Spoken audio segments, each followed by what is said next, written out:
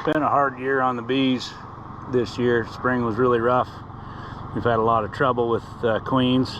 Here's a brand new queen that we just made running around in here. I'm going to go ahead and catch her and mark her so she's easier to find.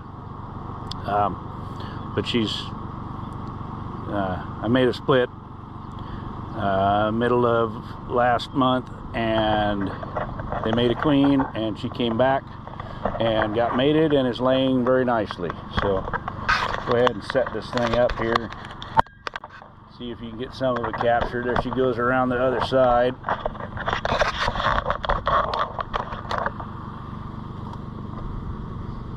Get my tools out.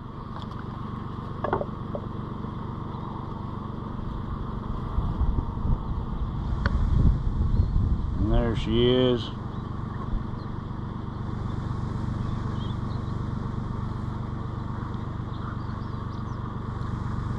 So we can mark these queens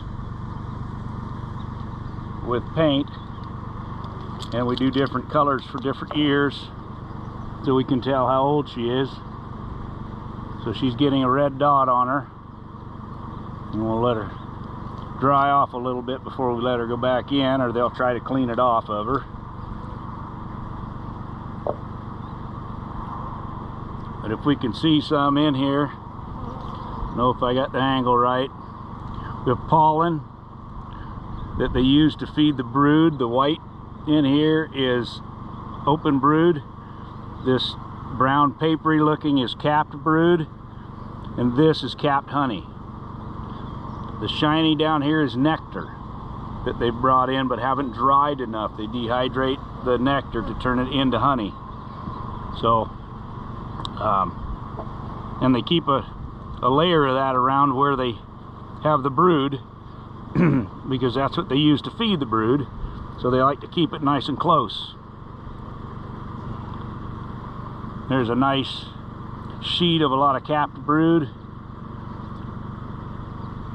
So they cap that brood on day 9 after the egg was born, and on day 21 it will emerge as a new bee. So I don't put a lot on the farm channel with my bee stuff because I put a lot on the bee channel, but I thought I would go ahead and get something up here, especially something cool like a queen. So I'll place her back on here, put the cap on, give her a little time, she'll find her way back down inside. So I found a couple others today that haven't been mated yet, so hopefully they'll make their mating flight and come back and start laying. Sometimes they do, sometimes they don't.